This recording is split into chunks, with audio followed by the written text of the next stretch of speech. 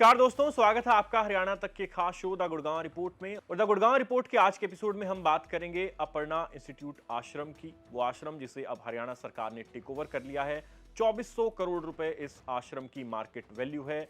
सिलोखरा गांव सेक्टर 30 में यह आश्रम बना हुआ है और इसकी अगर प्रॉपर्टी की बात करें तो लगभग 24 एकड़ 16 मरला जमीन इस आश्रम के अंडर आती है, जिसे अब हरियाणा सरकार ने अपने अधीन कर लिया है और एक एडमिनिस्ट्रेटर यानी प्रशासक नियुक्त किया जाएगा जो कि इस आश्रम को चलाएगा। इस आश्रम की कहानी शुरू होती है धीरेन्द्र ब्रह्मचारी, फेमस योगा इंस्ट्रक्टर जिन्हें फ्लाइंग स्वामी के नाम से भी जाना जाता था और जो कि रासपुतिन ऑफ इंदिरा गांधी के नाम से भी फेमस हुए। पूर्व प्रधानमंत्री आयरन लेडी इंदिरा गांधी उनके योगा इंस्ट्रक्टर थे और उनके ऊपर धीरेन्द्र ब्रह्मचारी का इतना प्रभाव था कि विपक्ष उन्हें उस समय रासपुतिन ऑफ इंदिरा गांधी कहने लगा था। क्या है पूरी कहानी, चलिए विस्तार से आपको समझाते हैं।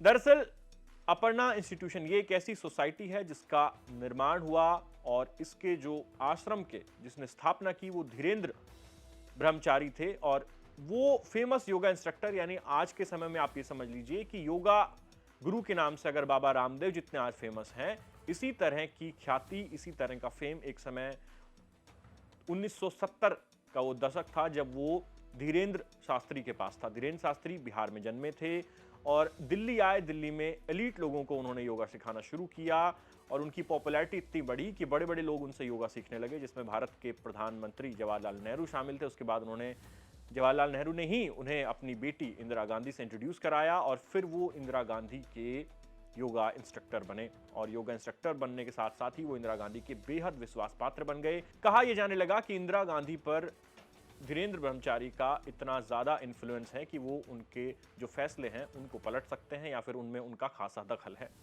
और इसी की वजह से विपक्ष उन्हें रासपुतिन ऑफ इंदिरा गांधी कहने लगा। रासपुतिन एक टर्मिनोलॉजी है जो कि रशिया से इसकी शुरुआत होती है। वहां पर ग्रिगोरी रासपुतिन नाम का एक व्यक्ति था और उसका वहां के रॉयल फैमिली, शाही परिवार पर इतना ज्यादा प्रभाव था कि उसके बहुत सारे फैसले वो उससे सलाह करके लेते थे और वहीं से ये टर्मिनोलॉजी की शुरुआत हुई जिसके कहा गया कि रासपुतिन। अब रासपुतिन की जो शब्द है रासपुतिन, इसको जोड़ा गया धीरेन्द्र शास्त्री से, धीरेन्द्र ब्रह्मचारी से और उन्हें इंदिरा गांधी का रासपुतिन कहा जाने लगा। अब ये जो धीरेन्द्र ब्रह्मचारी हैं, इन्होंने सिलोखरा गांव में जमीन खरीदी और जमीन कैसे खरीदी, इसमें अलग अलग रिपोर्ट्स में यह दावा किया गया है कि ये जमीन डोनेशन और जो सरकार जो है उस दोनों की मदद से खरीदी गई। यानी बाबा ने जो डोनेशन कलेक्ट किया और साथ ही सरकार ने भी मदद की क्योंकि उनके सरकार से अच्छे संबंध थे, इंदिरा गांधी के वो बेहद करीबी थे।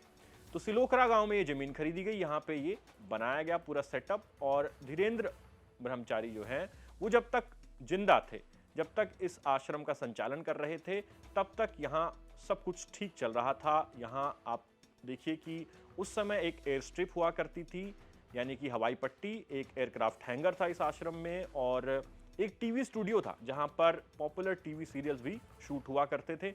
यानी आप इस बात से अंदाजा लगा सकते हैं कि 1960-70 के दशक में गुड़गांव के सिलोखरा गांव में एक आश्रम है और उसमें इस तरह की सुविधाएं उपलब्ध है। फुल्ली एयर कंडीशन आश्रम इसको उस समय कहा गया था और इसमें करोड़ों रुपए खर्च किए गए इसे बनाने के लिए और 24 एकड़ 16 मरला जमीन पर ये पूरा कैंपस जो है वो बना हुआ है। फ्लाइंग स्वामी के नाम से भी धीरेन्द्र ब्रह्मचारी को जाना जाता था क्योंकि वो खुद एक ट्रेंड पायलट थे, विमान उड़ाते थे और यही वजह है कि उन्होंने अपने अलग अलग आश्रमों में, क्योंकि बहुत सारे उनके आश्रम दिल्ली, जम्मू, उधमपुर, इसके अलावा ये गुरुग्राम में भी था, इन तमाम जगहों पर एयर स्ट्रिप भी उन्होंने बनवाई हुई थी और यहाँ से खुद वो विमान में उड़ान भरते थे जहाँ कहीं उन्हें जाना होता था। तो वो फ्लाइंग यानी कि विमान उड़ाने के भी काफ़ी शौकीन थे, इसलिए उन्हें फ्लाइंग स्वामी के नाम से भी जाना जाता था। अब जब तक वो जिंदा थे सब बढ़िया चल रहा था, आश्रम भी अच्छा चल रहा था, लेकिन उनकी प्लेन क्रैश में मौत हो जाती है और उधमपुर उनका आश्रम है, मनातलाई एक जगह है वहां पर जम्मू उधमपुर के पास में, वहां जब वो लैंड कर रहे थे अपने आश्रम में तो एक पाइन ट्री से उनका विमान टकराता है और उनकी इस क्रैश में पायलट सहित मौत हो जाती है। अब इसके बाद पूरा विवाद खड़ा हो गया कि आश्रम जो है गुड़गांव वाला, इसका संचालन कौन करेगा, क्योंकि प्रॉपर्टी के रेट धीरे धीरे बढ़ते चले गए। जो कमेटी बनाई हुई थी उसके बीच में डिस्प्यूट पैदा हो गया, दो गुट बन गए उसमें अलग अलग और दोनों गुटों के बीच में लंबी कानूनी लड़ाई चली जो लगभग 2 दशकों तक चली। इसके बाद असली विवाद तब शुरू हुआ जब इस पूरे आश्रम की एक सेल डीड सामने आती है।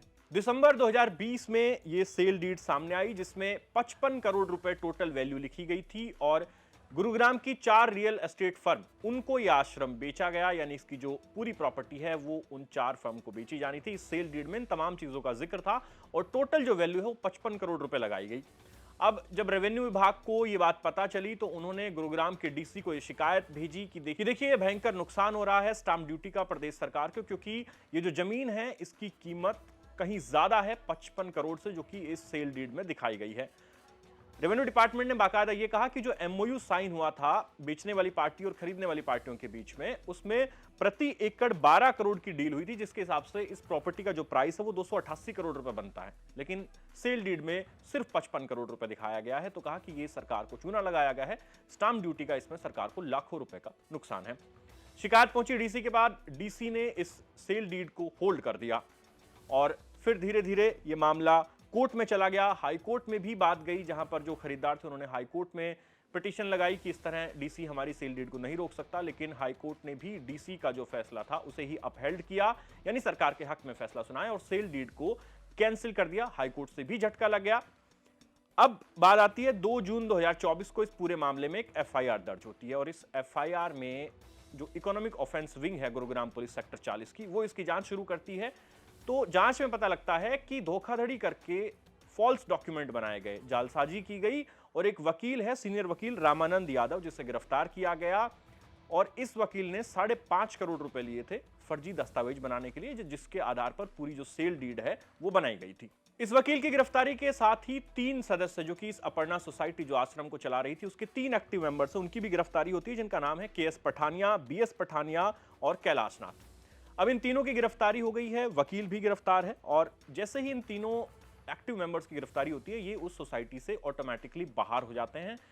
उसके पीछे तर्क ये है कि सोसाइटी जब बनी अपर्णा इंस्टीट्यूशन की, इस आश्रम को चलाने की, तो उसका ये नियम था कि इस सोसाइटी में जो मेंबर्स हैं वो अगर किसी अनैतिक कार्य में लिप्त पाए जाते हैं, जालसाजी या इस तरह के फ्रॉड में, और उनके खिलाफ कानूनी कार्रवाई होती है तो फिर वो इसमें शामिल नहीं रहेंगे, उन्हें बाहर कर दिया जाएगा।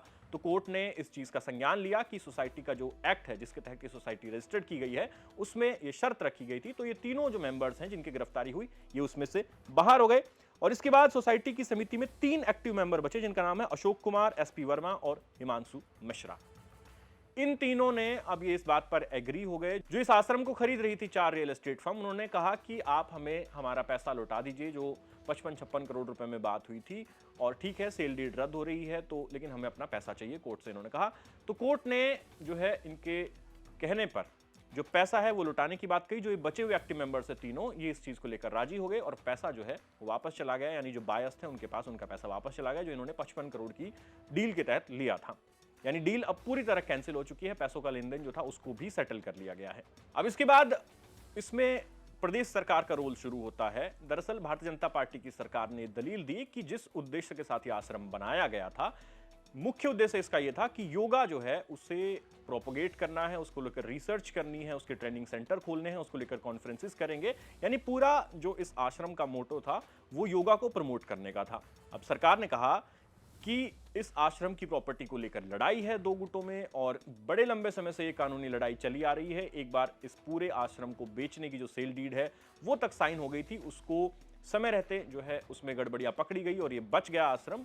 भविष्य में इस तरह की गलती ना हो और योगा को प्रमोट करने का जो इस आश्रम का मोटो था उसे आगे कैसे बढ़ाया जाए, इसके लिए हम इसको टेक ओवर कर रहे हैं, क्योंकि प्राइवेट जो लोग हैं जिनके हाथों में अभी आश्रम है वो इसको सही से नहीं चला पा रहे हैं। ये कहकर सरकार एक बिल लेकर आती है और वो बिल अब पास हो गया है और इस पूरे आश्रम का टेक ओवर अब भारतीय जनता पार्टी की सरकार के पास है, हरियाणा सरकार के पास है, जिसमें नियम यह है कि 10 साल तक सरकार के पास इसका जो पूरा कमान है वो रहेगी। उसे जरूरत पड़े तो अगले 5 साल के लिए भी बढ़ाया जा सकता है और एक एडमिनिस्ट्रेटर यानी प्रशासक नियुक्त किया जाएगा जो इस पूरे आश्रम को चलाएगा। जरूरत पड़ने पर सरकार जो है इस आश्रम को फंड भी दे सकती है। इस तरह के नियम भी इस एक्ट में लागू किए गए हैं। तो ये थी कहानी 2400 करोड़ रुपए के अपर्णा आश्रम की, जो कि सिलोखरा गांव गुरुग्राम सेक्टर 30 में है और इस जमीन को लेकर लंबे समय से 2 गुटों में कानूनी लड़ाई चल रही थी। बीच में एक बार इसको बेचने तक की पूरी साजिश रची गई जिसे अफसरों ने पकड़ लिया और कैंसिल, और आज के दिन हरियाणा सरकार ने इसे टेक ओवर कर लिया है। हालांकि इसका विरोध विपक्ष ने जरूर किया था कि इस तरह हरियाणा सरकार इसको टेक ओवर नहीं कर सकती, लेकिन क्योंकि सरकार के पास मेजोरिटी है तो विधानसभा में वो कानून पारित हुआ। उसके बाद राष्ट्रपति को भेजा गया और राष्ट्रपति की अब इस पर मोहर लग गई है। अब रेवेन्यू डिपार्टमेंट की जो सचिव है उनकी तरफ से लेटर जारी हो गया है कि ऑफिशियली ये जो आश्रम है ये अब हरियाणा सरकार का हो गया है और अब इससे जुड़े तमाम जो कामकाज है वो हरियाणा सरकार देखेगी। तो ये थी कहानी धीरेन्द्र शास्त्री के, धीरेन्द्र ब्रह्मचारी के उस आश्रम की जो कि उन्होंने बनाया सन 60-70 के दशक में। और इस आश्रम में उस समय जिस तरह की सुविधाएं थी, सुख सुविधाएं थी, वो कहीं नहीं थी। और फ्लाइंग स्वामी के नाम से विख्यात रहे धीरेन्द्र ब्रह्मचारी, जिनका एक समय में प्रधानमंत्री इंदिरा गांधी के साथ बेहद करीबी संबंध रहे और वो उनके विश्वास पात्र ऐसे थे कि उनके कहने से कई बार इंदिरा गांधी फैसले भी लेती थी।